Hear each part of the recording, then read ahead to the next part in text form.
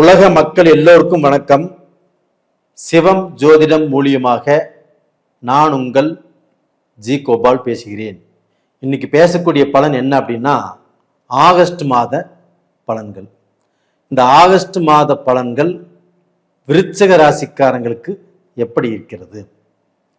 இப்போ இந்த ஆகஸ்ட் மாதத்துல இந்த கிரக அமைப்புகள் எப்படி இருக்குன்னு பார்த்துடலாம்.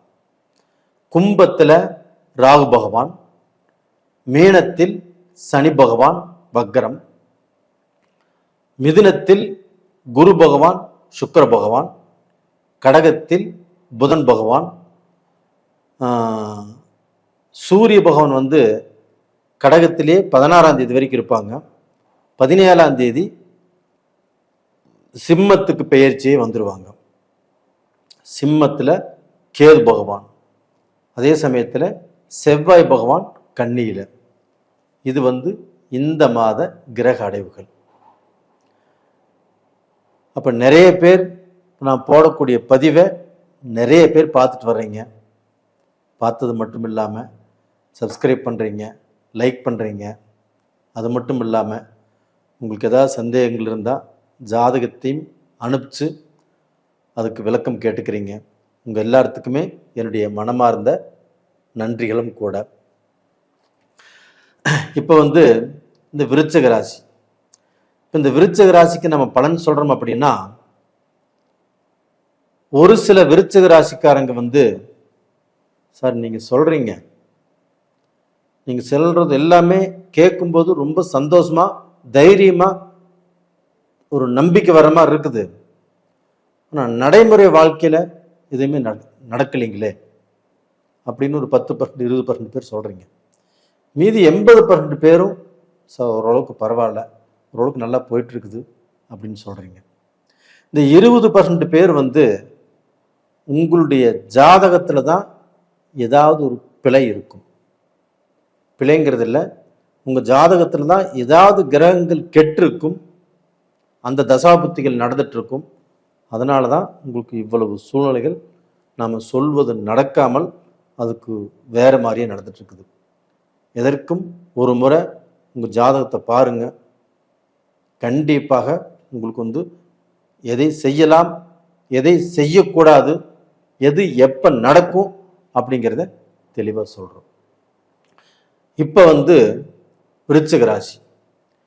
இந்த விருச்சிக ராசிக்கு 5ஆம் இடத்துல சனி பகவான் இருக்கிறாங்க.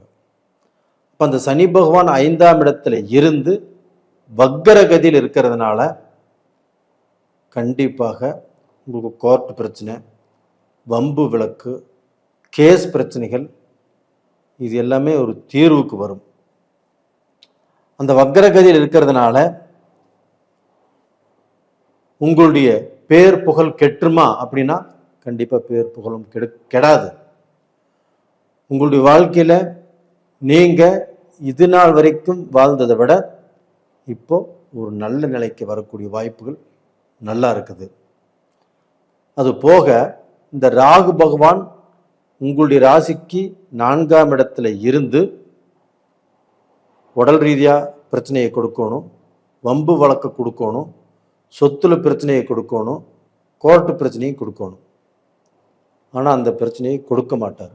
ஏன் கொடுக்க மாட்டார் அப்படின்னா, குரு பகவான் 9ஆம் பார்வையாக அந்த ராகு பகவானை பார்க்கிறார். அப்ப அந்த ராகு விஷத்தன்மையிலிருந்து விலகி உங்களுக்கு கோதண்ட ராகுவாக மாறி நல்ல பலனை தான் செய்வார். இது மட்டும் இல்லாமல் இந்த சுக்கிர பகவான் ஆப்பட்டது உங்களுடைய ராசிக்கு 8ஆம் இடத்துல இருக்கிறாங்க. குரு பகவானும் சேர்ந்து 2 பேரும் சேர்ந்து 8ஆம் இடத்துல இருக்கிறாங்க. ஆனா அந்த 8ஆம் இடத்துக்குரிய கிரகம் 9ஆம் இடத்துல இருக்கிறாங்க. அப்ப அந்த குரு பகவான் 8ஆம் இடத்துல இருந்து உங்களுக்கு வரவு செலவுல பிரச்சனையை கொடுத்தாரு. உங்களுக்கு தொழிலையுமே மாற்றத்தை கொடுக்காமல் கொஞ்சம் அவதிப்படக்கூடிய சூழ்நிலையை உருவாக்குனாரு. உங்களுடைய நிம்மதியை கெடுத்தாரு.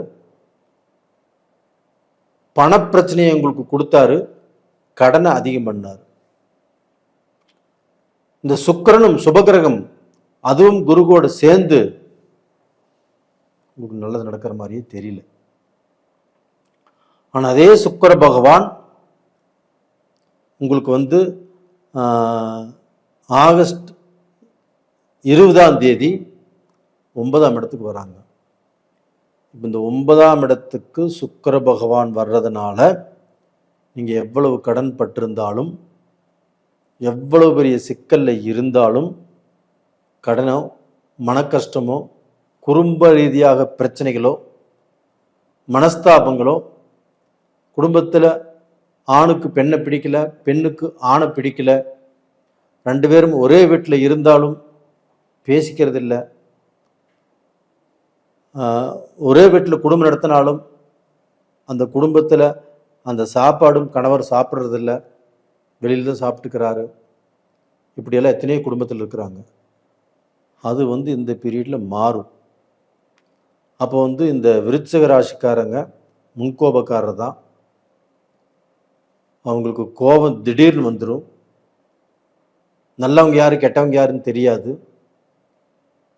அந்த கோபத்தினால இன்னைக்கு வரைக்கும் உங்களை புரிஞ்சுக்காம இருந்தவர் இப்போ இந்த கோபம் கொஞ்சம் கம்மியாகும், உங்களை புரிஞ்சுக்குவார், கண்டிப்பாக உங்கள் கூட நிம்மதியாக நடந்துக்குவார். இதற்கு காரணம் என்ன அப்படின்னா, உங்களுடைய ராசிநாதன் செவ்வாய் பகவான். அந்த செவ்வாய் பகவான் உங்களுடைய ராசிக்கு 11ஆம் இடத்துல இருக்கிறார் இல்லைங்களா? இருக்கிறார். இப்போ ஒரு செவ்வாய் கிரகமாகப்பட்டது 3, 6, 10, 11 இந்த 4 இடங்களில் நல்லதையும் மீதி 8 இடங்களில் இருந்தால் கெடுதலையும் தான் செய்வார். இப்போ 11ஆம் இடத்துல இருக்கிறாரா? நல்லதைத்தான் செய்வார். கண்டிப்பாக எப்பவுமே ஒரு ராசிநாதன் நல்லா இருக்கணும். அந்த ராசிநாதன் நல்லா இருந்தால் மட்டும்தான் நம்முடைய மனசு ஒரு தைரியம், ஒரு நம்பிக்கை, இதை சாதிச்சிருவோம், நம்ம சம்பாதிச்சிருவோம், இப்படிங்கிற ஒரு தைரியம் வரும். அந்த தைரியம் இப்போ உங்களுக்கு வந்திருக்கணும். அது போக ராசிநாதன் நல்லா இருக்கிறதுனாலையும் சுக்கிர பகவான் 9ஆம் இடத்துக்கு வர்றதுனாலையும் குடும்ப சந்தோஷங்கள் திருப்தியாக இருக்கும். மக்கள் மூலியமாக நிம்மதி கிடைக்கும். மக்களால் மனஸ்தாபம், மனக்கஷ்டப்பட்டு பையன் சரியில்லை, பையனுடைய சேர்க்கை சரியில்லை, பையன் போகிற வழி சரியில்லை அப்படின்னு வேதனைப்பட்டிருப்பீங்க. இல்லை பையன் கல்யாணத்துக்கு அப்புறம் அப்பா அம்மா கூடயே பேச மாட்டேங்கிறான், எங்கள் குடும்பத்தை விட்டு கொஞ்சம் தூரமாக போகிற மாதிரி தெரியுது, எங்களுக்கு பையனால் நிம்மதி இல்லை, மருமகளாலையும் நிம்மதி இல்லை, இப்படி நினைக்கிறவங்களுக்கும் கண்டிப்பாக ஏதாவது ரூபத்தில் ஒரு மாற்றம் கண்டிப்பாக கிடைக்கும். 2வது பார்த்தீங்கன்னா, இந்த சூரிய பகவான் 10ஆம் இடத்துல இருக்கிறாங்க கேது கூட. ஆனால் நீங்கள் ஒரு தொழில் செய்வீங்க, இல்லைன்னா ஒரு பிஸ்னஸ் பண்ணுவீங்க, இல்லை வேலைக்கு போவீங்க, இதில் எல்லாம் இருந்த சிக்கல், பிரச்சனைகள், அந்த டென்ஷன், அந்த ஒரிஸ், அது எல்லாமே உங்களை விட்டு விலகி போகும். ஏன்னா 10ஆம் இடத்துல சூரிய பகவான் இருக்கிறாரு, ஆட்சியாக இருக்கிறாரு. ஆனால் அதே 10ஆம் இடத்துல கேதுவும் இருக்கிறாரு. அப்போ உங்களுக்கு 80% நல்லது நடக்கும், 20% கொஞ்சம் தடுமாற்றம், சில குழப்பத்தை கொடுக்கும்.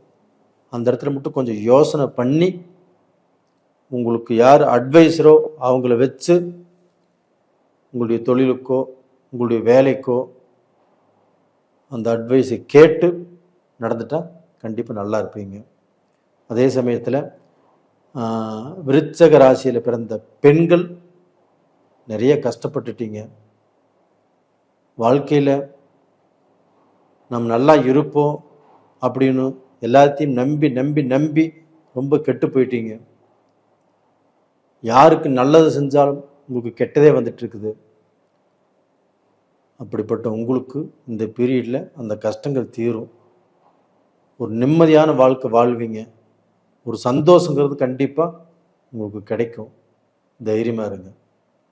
நேயர்களே, இந்த பதிவு பிடிச்சிருக்குன்னு நினைக்கிறேன். பிடிச்சிருந்தா லைக் பண்ணுங்கள், சப்ஸ்கிரைப் பண்ணுங்கள். இந்த டயத்தில் நீங்கள் வணங்க வேண்டிய தெய்வம் குரு பகவானையும் வியாழக்கிழமை நாளில் வணங்கி வாங்க.